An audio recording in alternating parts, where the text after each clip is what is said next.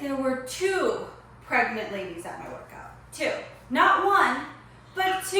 One in like early stages of pregnancy, maybe first, second trimester. One, definitely third trimester.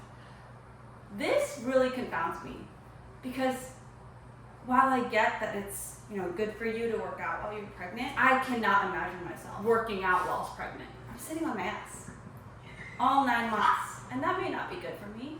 But if there's ever a time that you have an excuse, I feel like that's when you're pregnant, But I got into working out because of a pregnant lady at my workout studio.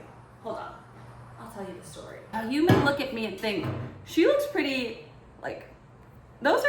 she's got muscles, And you may think, she's probably been working out for a long time. You would be wrong, actually. I started working out about 6 months ago. Before that, I used to work out when I was younger. But then during COVID, 5 years ago, like everyone else, I stopped. And then I did not work out at all for 4 years. And at the beginning of 2024, I decided 4 years is quite enough, Kate. It's time to get back into working out. I signed up for the workout class where I currently work out. And I was going pretty consistently for about a month before I broke my finger. So it was recovering for about a month and a half, 2 months. So during that time, understandably, I couldn't work out. I could barely walk my dogs. I couldn't do much of anything. But after that, I continued to not work out for an additional 4 months. Now, what made me start working out again was one of my good friends. She had a super complicated foot surgery. She had it was like a corrective surgery. She sent me a photo of her foot and it was grotesque. It looked like Frankenstein's freaking foot.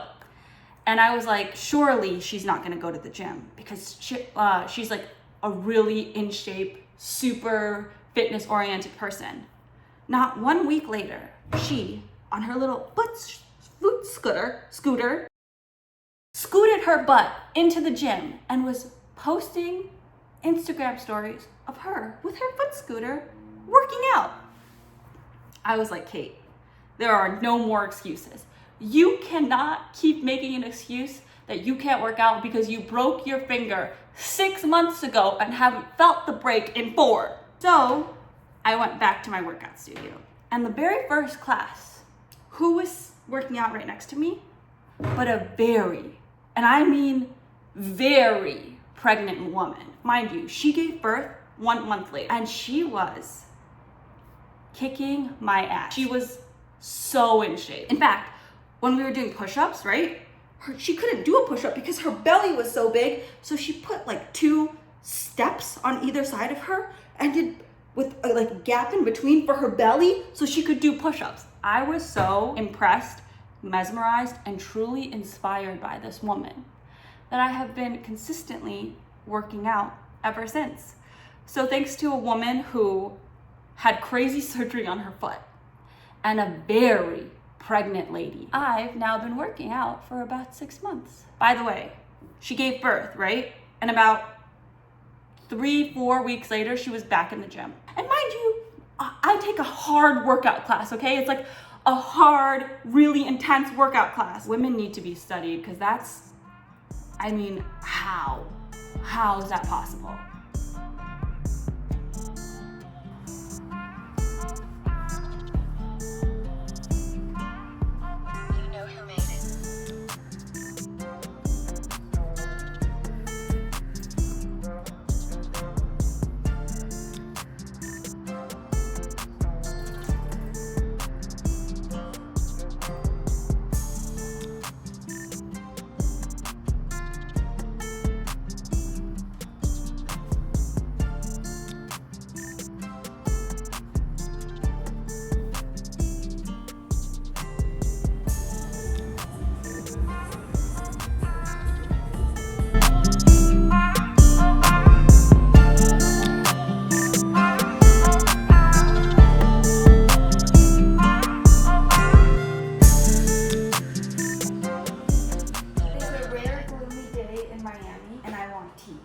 Thought I'd show you my tea collection. This is a Chinese black lychee tea. This is one of my favorites right now. This is a Persian Earl Grey, which tastes so good, but it's kind of precious to me.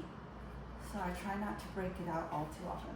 These are my only 2 loose leaf teas. And then these are my stragglers. We have a Korean barley tea, organic green with citrus and ginkgo. I don't even know what that is. English breakfast, Ceylon raspberry. This one for using for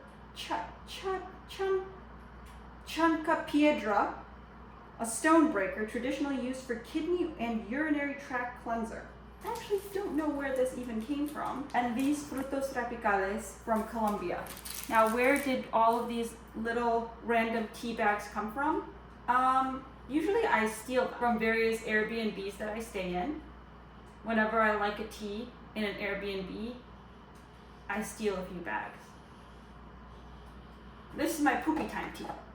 This is very critical to my existence because every single time I travel, I stop going to the bathroom 100% of the time.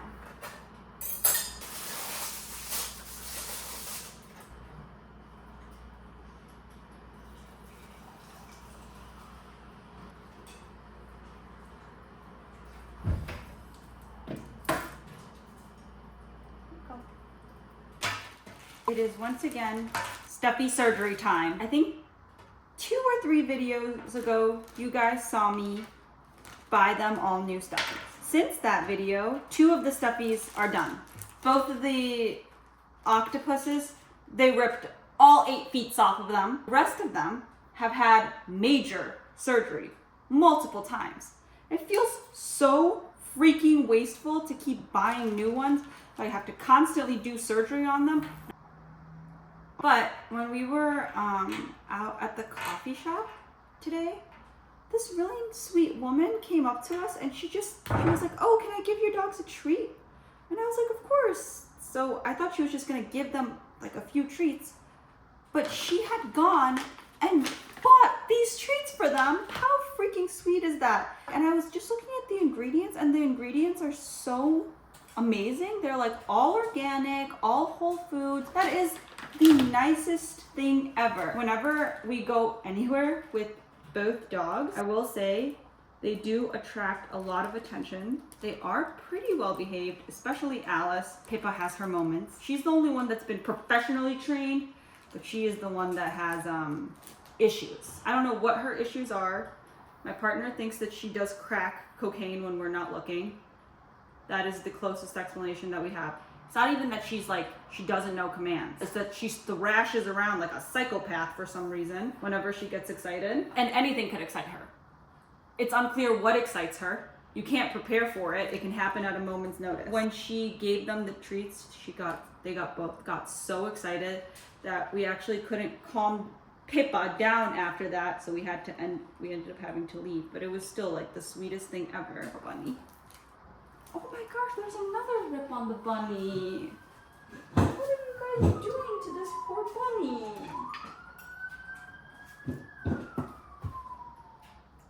You guys hear the sirens downstairs? At least twice a week, I hear a major car crash from my apartment. And we live on the 15th floor, so we are well above the street. And yet, from here, I can hear at least once a week a major, serious crash. Like one that you would, like the ones that kind of sound like sound effects, where like you hear the tires screeching and then the honking and then the impact.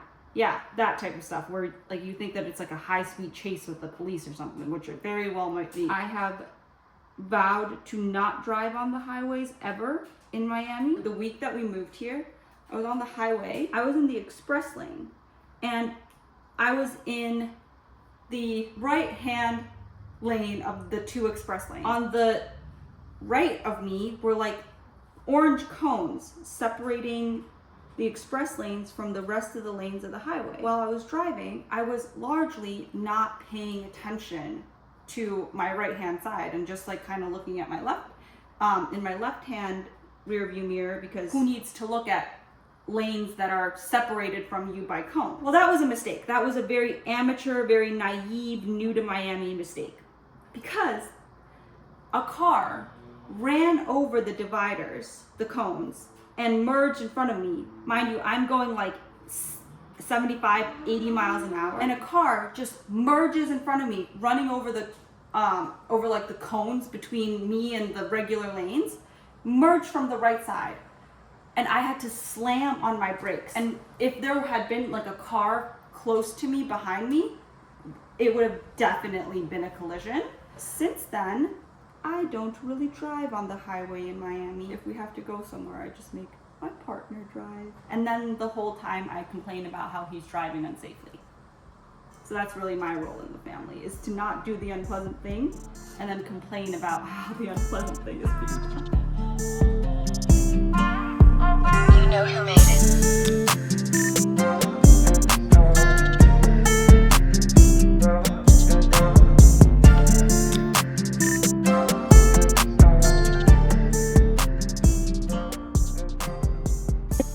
Pippa, I think you're in Papa's spot, laying on his pillow.